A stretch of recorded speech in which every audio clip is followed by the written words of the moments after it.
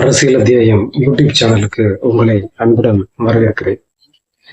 இன்னைக்கு நாம பேசக்கூடிய ஒரு விஷயம் கொஞ்சம் அதை லேட்டா நம்ம பேச வேண்டிய ஒரு சூழ்நிலை ஆயிடுச்சு. ஆனாலும் நம்ம இதை பேசாம அப்படியே போயிட முடியாது. சன் நியூஸ் தொலைக்காட்சியில தொகுப்பாளர் குணசேகரன் தொகுப்பாளர் அந்த தாவேகாவினுடைய அந்த வெற்றி அவர்களுக்கான அந்த இடம் சம்பந்தமான ஒரு விஷயத்தை அந்த தொலைக்காட்சியில் பேசுகிறார்கள். அப்படி பேசும் பொழுது கலந்து கொண்ட தராசு சியாமும் ஆர் கண்ணன் என்று சொல்லக்கூடிய ஐநா சபையில் வேலை செய்தவர் என்று சொல்கிறார்கள். அவர் என்ன வேலை செஞ்சாருன்னு நம்ம கேட்க வேண்டியிருக்கு. என்ன ஐநா சபையில வேலை செஞ்சது ஒரு என்னதான் அப்படி வேலை பார்த்தாருன்னு நம்ம கேட்க வேண்டியிருக்கு. ஏன்னா விடுதலை சிறுத்தைகள் கட்சி என்பது அவர்கள் செயற்குழுவை கூட்டி அவர்கள் ஒரு முடிவை எடுத்துத்தான் அவர்கள் இந்த தாவேகாவுக்கு ஆதரவு கொடுக்க முடியுமா, அந்த ஆதரவு உள்ளிருந்து கொடுப்பதா, இல்லை நிபந்தனையற்ற எந்த டிமாண்டும் இல்லாம வெளியிலிருந்து ஆதரவு கொடுப்பதாங்கிறத அவங்க யோசிக்கணும். அவங்க அந்த கட்சியில பேசி ஒரு முடிவு பண்ணி தான் அவங்க அறிவிக்க முடியும். திராசு ஷியாமும் ஆர் கண்ணனும் பேசுறது ரொம்ப வன்மையான கண்டனத்திற்குரியது. அதை பத்தி தான் நம்ம இன்னைக்கு பேச போறோம். அவங்க என்ன பேசினாங்க அப்படிங்கிறத நாம சொல்லிடுவோம். ஃபர்ஸ்ட் அதாவது தராசு ஷியாம் என்ன சொல்றாருன்னா, இது இந்த அளவுக்கு யோசிக்க வேண்டியதில்லை, யோசிக்கிறதுக்கு என்ன இருக்கு, உடனே சொல்லிட வேண்டியதானே.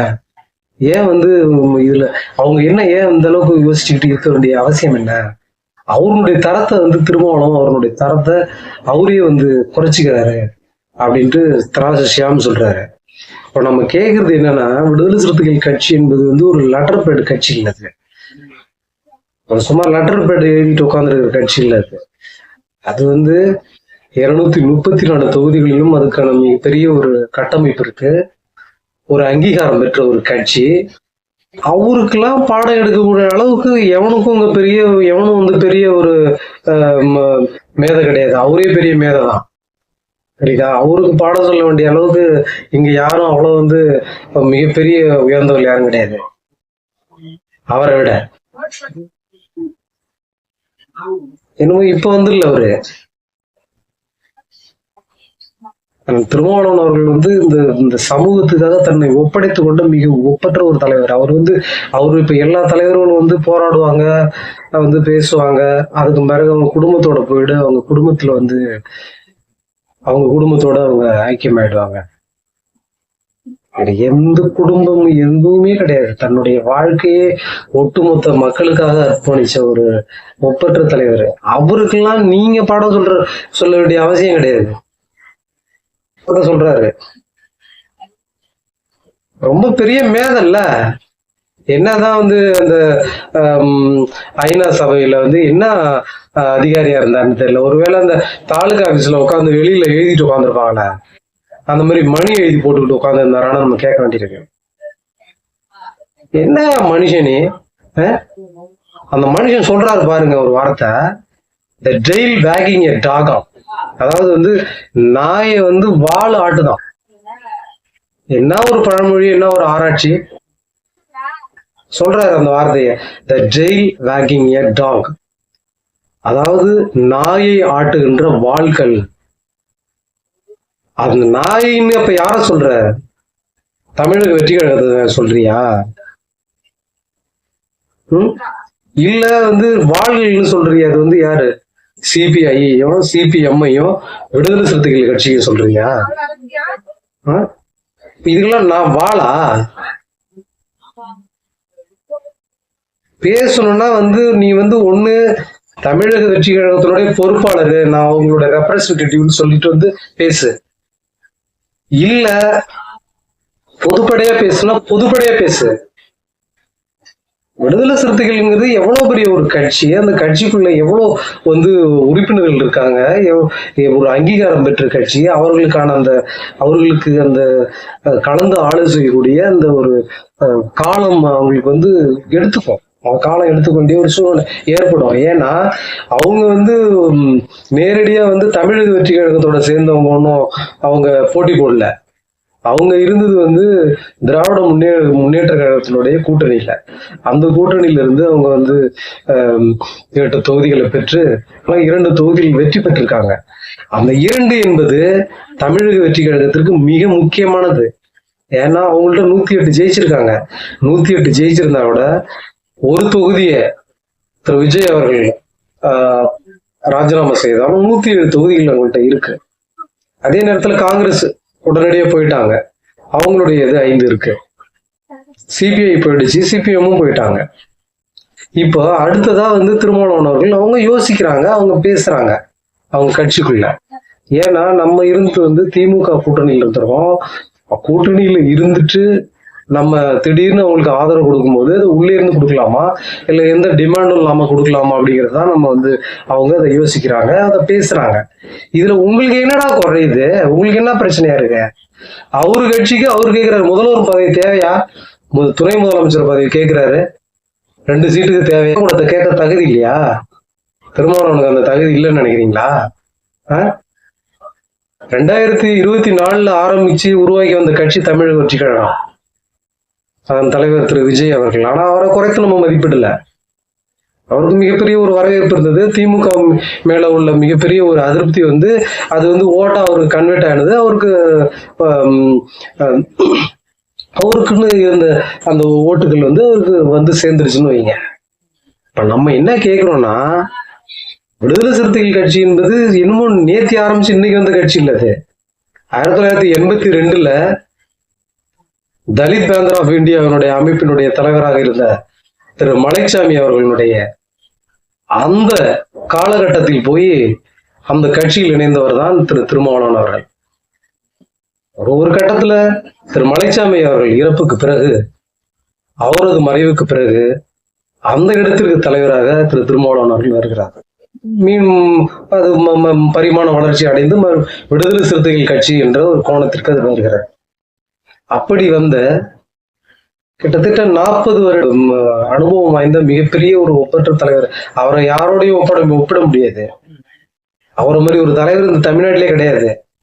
நீ அவரை பத்தி பேசுறதுக்கு இங்க எவனுக்கும் அருகது கிடையாது அப்படிங்கிறத நம்ம அப்ப பேச வேண்டியிருக்கு. ஏன்னா அவர் கட்சிக்கு அவர் கேட்கிறாரு, இது உங்களுக்கு என்ன வலிக்குது? ஏன் அந்த துணை முதல்வர் பதவி கேட்கக்கூடிய தகுதி இல்லையா விடுதலை சிறுத்தை கட்சிக்கு? ஆனாலும் தமிழக வெற்றி கழகம் கொடுத்தாலும் அதை ஏத்துக்க போறது கிடையாது, அவங்க ஏத்துக்க மாட்டாங்க. ஏன்னா வந்து அப்படி வந்து இந்த பதவிக்காக போகணும்னு நினைச்சிருந்தா எப்பயோ ஒரு சொடக்கு போட்டிருந்தா எப்பயோ பிஜேபி கிட்ட போயிருக்கலாம், மத்திய அமைச்சர் பதவி வாங்கியிருக்கலாம். மத்திய அமைச்சர் பதவி என்ன, ஜனாதிபதி பதவியே கிடைச்சிருக்கும் பிஜேபியிடம் போயிருந்தா. அதனால அவரை வந்து எந்த காலத்திலையும் எந்த ஒரு யாரும் வந்து அவர் வந்து எதையாலையும் எதை கொடுத்தும் அவரை வந்து விலைக்கு வாங்க முடியாது.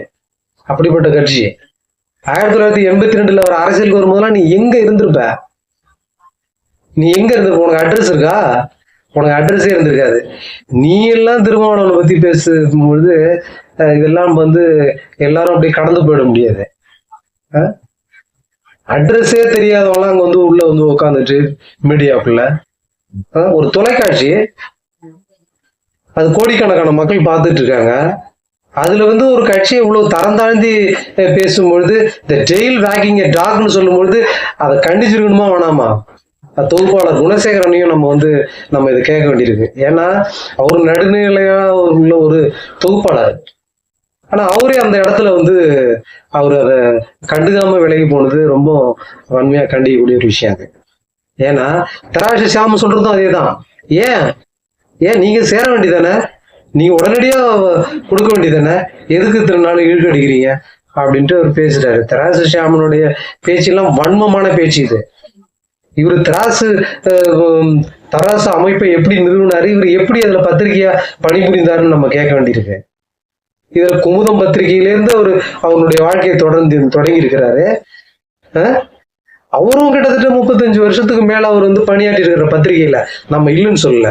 ஆனா அதே நேரத்துல ஒரு மிகப்பெரிய ஒரு ஒப்பற்ற தலைவர், அதை எந்த வஞ்சத்தை நீங்க மனசுக்குள்ள வச்சுக்கிட்டு அவர் கேட்க தகுதி இல்லை, 2 சீட்டை வச்சுக்கிட்டு இதுக்கு கேட்கலாமா அது திருமாவளவன் அப்படின்னு பேசுறீங்க? ஏன் கேட்க கூடாதா? அந்த டிமாண்ட் வைக்க கூடாதா? ஏன் கேளுங்களேன். இதே நீங்க வேற வேற ஒரு கட்சியை இதே வந்து பாட்டாளி மக்கள் கட்சி அது மாதிரி கேட்டுருவியா? சொல்லிப்பாரு, கேட்டு பாரு, கேளுங்களா, கொடுத்துறாங்களா பாப்போம். எந்த டிமாண்டும் இல்லாம கொடுத்துருவாங்களா? ஆதரவு கொடுப்பாங்களா? அவங்க தேவைதான் அப்படின்னு சொல்லும் பொழுது அவங்க கிட்ட அவங்க பேசுறாங்க, அவங்க பேசி ஒரு நடவடிக்கை எடுக்க போறாங்க, அவங்க வந்து ஒரு முடிவு பண்ண போறாங்க. அதுல உங்களுக்கு எங்க வலிக்குது? இதுல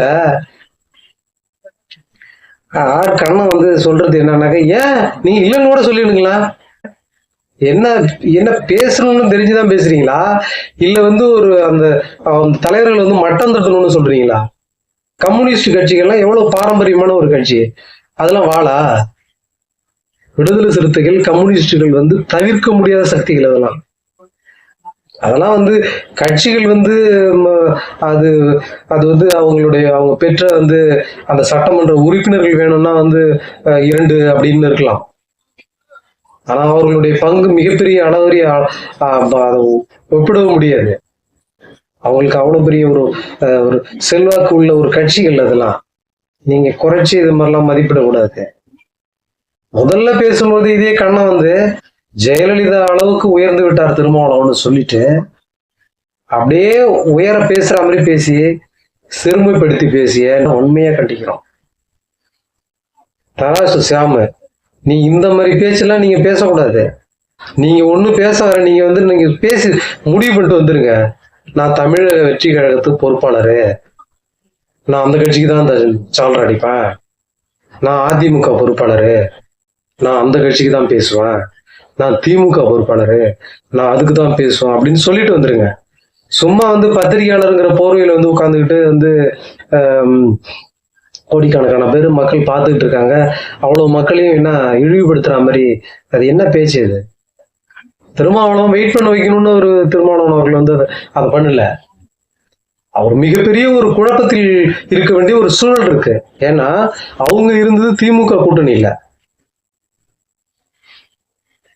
அவங்க உடனடியா சொல்லிட முடியாதுல்ல, அவங்க பேச வேண்டியது இருக்குல்ல அவங்க கட்சியில. இதெல்லாம் வந்து பொறுப்புணர்ந்து பேசணும். மீடியாவில் வந்து ஒரு தொலைக்காட்சியில பேசும்போது பொறுப்புணர்ந்து பேசணும். அந்த தொகுப்பாளர்கள் மிக சரியான முறையில் அதை கண்டிக்க வேண்டும் அப்படிங்கிறத நம்ம கூறுகிறோம். இந்த மாதிரியான ஒரு பேச்சை வந்து வேற எந்த கட்சியும் நீங்க பேசிட முடியாது. உங்களுக்கு என்ன விடுதலை சிறுத்தைகள் கட்சின்னா உங்களுக்கு அவ்வளவு இலக்காரமா இருக்கா? அதெல்லாம் ஒரு காலம். நீங்க அந்த மாதிரிலாம் பேசிக்கிட்டு இருக்க முடியாது. பேசுறத ஒழுங்கா வந்து பேசணும். தொலைக்காட்சியில பேசுற நீங்க வந்து பொறுப்பா ஒரு பத்திரிகையாளர்னா பத்திரிகையாளரா வந்து பேசிட்டு போங்க. அதுல எங்களுக்கு யாருக்கும் எந்த பிரச்சனையும் கிடையாது. ஆனா வந்து மிகப்பெரிய ஒரு கட்சி தலைவர் கலைஞர் அவர்கள், ஜெயலலிதா அவர்கள், அவங்களோட பயணித்து வந்த தலைவர் அவரை வந்து நீங்களாம் எப்போ நேத்து முளைச்ச காலம்லாம் வந்து திருமாவளவனுக்கு புத்தி சொல்ற அளவுக்கு அவரு என்ன அவ்வளோ உங்களுடைய ஆலோசனை கேட்கிற அளவுக்கு இருக்கிற தலைவர் நினைச்சீங்களா நீங்க அவரை? வேற எந்த கட்சி இப்படி ஒரு முடிவை எடுக்க முடியாது. எந்த கட்சி நீங்க போய் இந்த மாதிரி அணுக முடியாது. ஏன் இதே வந்து தமிழக வெற்றி கழகத்தினுடைய தலைவர் வந்து திரு விஜய் அவர்கள் வந்து 4 முறை இவங்க பேசிக்கிட்டே இருக்கும்போது மேல அந்த பிளாஷ் நியூஸ் ஓடுது, நீங்க பாருங்க, மறுபடியும் வேணும்னா அதை போட்டு பாருங்க. மேல அந்த பிளாஷ் நியூஸ்ல திரு விஜய் அவர்கள் 4வது முறையாக ஆளுநரை சந்திக்கிறாருன்னு மேல பிளாஷ் நியூஸ் ஓடுது. ஏன் நீங்க 4 தடவை போய் நீங்க பாக்குறீங்கல்ல ஆளுநர் அர்லேக்கர் அவர்களை நாம வன்மையா கண்டிக்கிறோம். அது வேற விஷயம். என்ன வந்து அது பெரும்பான்மையான கட்சி, அந்த பெரும்பான்மை உள்ள ஒரு கட்சியை வந்து ஆட்சி அமைக்க அழைக்காது மிக வன்மையான கண்டனத்திற்குரியது. அதுல நமக்கு எந்த மாற்று கருத்தும் இல்லை. அதே நேரத்துல அர்லேக்கர் அவர்களை போய் நீங்க வந்து 4 தடவை போய் சந்திக்கிறீங்கல்ல, ஏன் நேரடியா விடுதலை சிறுத்தைகளுடைய கட்சி தலைவர் திருமாவளவன் அவர்கள் நேரடியா நீங்க போய் பார்த்திருந்தீங்கன்னா ஒரே நாள்ல அது முடிஞ்சிருக்குமா? அது யாரு தப்பு? அது அதை பற்றி பேச வேண்டியதானே? அதை பத்தி பேசுனீங்களா அந்த பத்திரிகையாளர்கள நேரடியா போய் பேசணும்னு? அதெல்லாம் பேசுறதுக்கு இல்ல. திமுக இருக்கும்போது அவருக்கு ஜாலரா அடிக்கிறாரு, தூக்குறாரு, தாங்கி பிடிக்கிறாரு அப்படின்னு அவ்வளவு பேசுனீங்கல்ல. இன்னைக்கு அவர் திமுக கூட்டணியில இருந்து வந்து தாவக்காவுக்கு ஆதரவும் கொடுத்துட்டாரு. இப்ப சொல்லுங்களேன், திருமாவளவனுக்கு துணை முதலமைச்சர் நீங்க கொடுத்தே ஆகணும், அவங்க வேணாம்னு சொன்னாலும் நீங்க கொடுக்கணும். இப்ப பேசுங்க, எத்தனை கட்சி தலைவர்கள் பேசுறீங்கன்னு பாப்போம். இது மாதிரி இதே ஒடுக்கப்பட்ட சமூகத்திலிருந்து வராமல் வேறு ஒரு சமூகத்தில் இருந்து திருமாவளவன் அவர்கள் வந்திருந்தால் அவர் நேரம் 25 வருஷத்துக்கு முன்னாடியே அவர் வந்து முதலமைச்சரா இருந்திருக்கணும். இந்த சமூக கட்டமைப்பே ரொம்ப கேவலமான ஒரு கட்டமைப்பா ஜாதிய கட்டமைப்போட தான் இருக்குது. யாராவது மறுக்க முடியுமா? இந்த ஜாதி கட்டமைப்பை உடைக்க மிகப்பெரிய ஒரு அறிவாயுதம் தேவைப்படுகிறது. அந்த அறிவாயுதம் தான் டாக்டர் திருமாவளவன் அவர்கள். நீங்க அவரை வந்து குறைத்து மதிப்பிட முடியாது யாரும். அவருக்கு புத்திமதியை சொல்லக்கூடிய யோக்கியதை உங்க யாருக்கும் கிடையாது. வேற எந்த கட்சியும் நீங்க இந்த மாதிரி பேசிட முடியாது. பேசிட்டீங்களா? இதே ஜெயலலிதா அம்மை அவர்கள் வந்து வாஜ்பாய் அவர்களுக்கு வந்து அந்த ஆதரவை போய் கொடுக்கும் பொழுது ரொம்ப வெயிட் பண்ணி தானே கொண்டு கொடுத்தாங்க. அப்பெல்லாம் என்ன சொன்னீங்க? வாஜ்பாயை காக்க வைத்த அம்மையார் ஜெயலலிதா அவர்கள், அவங்க மிகப்பெரிய ஆளுமைன்னு சொல்றீங்கல்ல. திருமாவளவன் செஞ்சா மட்டும் உங்களுக்கு அவ்வளவு வலிக்குதா? டாக்டர் திருமாவளவன் அவர்களே, யாரும் போற போக்கில் இப்படி பேசிவிட்டு போவதை நாம் அனுமதிக்க முடியாது என்பதற்காகவே இந்த வீடியோ வன்மையான ஒரு கண்டனத்திற்காகவே இந்த வீடியோவை நாம் இந்த மக்களுக்கு இதை நாம் அர்ப்பணிக்கிறோம் என்று சொல்லி மீண்டும் ஒரு நல்ல பதிவில் சந்திப்போம் என்று கூறி உங்களிடமிருந்து விடைபெறுகிறேன்.